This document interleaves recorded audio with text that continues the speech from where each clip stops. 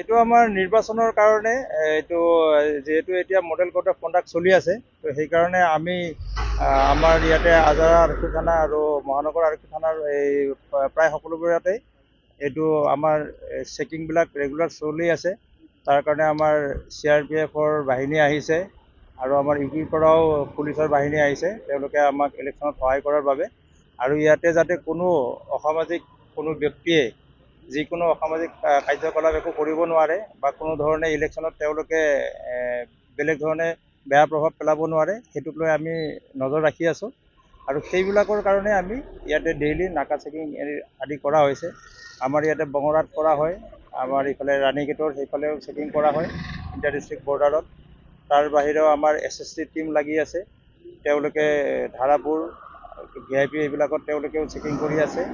আৰু ইয়াৰ বাহিৰেও আমাৰ ফ্লাইং স্কোৱাডো আছে, যে ফ্লাইং স্কোৱাডেও তেওঁলোকে যেতিয়াই এনেকুৱা ধৰণৰ কিবা খবৰ পায় বিক্ষিপ্ত ঘটনাৰ, তেওঁলোকে গৈ পেলাই সেইবোৰ এটেণ্ড কৰে। তো এইকেইদিনত আমি বহুতো ধৰক আমাৰ যিখিনি সুৰাৰ বিৰুদ্ধেও আমি অপাৰেশ্যন চলোৱা হৈছে। তো আমাৰ প্ৰায় 3000 লিটাৰ আমাৰ যিটো দেশী সুৰা থাকে সেইবিলাক আমি উদ্ধাৰ কৰি পেলাই ডেষ্ট্ৰয় কৰা হৈছে। আৰু কিছু আমাৰ IMFL বুলি যিটো কয়, সেইটো আমাৰ প্ৰায় 500 লিটাৰ ডেষ্ট্ৰয় কৰা হৈছে, আমি চিজ কৰিব সক্ষম হৈছোঁ।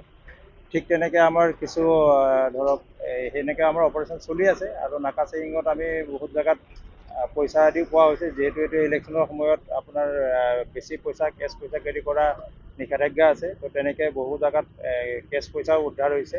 তো তেনেকৈ আমাৰ আৰক্ষীৰ ফালৰ পৰা আমি সকলোখিনিয়ে কৰি আছোঁ, আমাৰ যাতে ইলেকশ্যনটো মানে শান্তিপ্ৰিয়ভাৱে হৈ যায়, সেইখিনি আমি প্ৰায় চেষ্টা কৰি আছোঁ। আপুনি বিচৰা বাতৰি পাব কেৱল নিউজ 18 এপত। নিউজ 18 এপ ডাউনলোড কৰিবলৈ স্কেন কৰক এই QR কোড। গুগল প্লে ষ্টৰতো পাব এই নিউজ 18 এপ।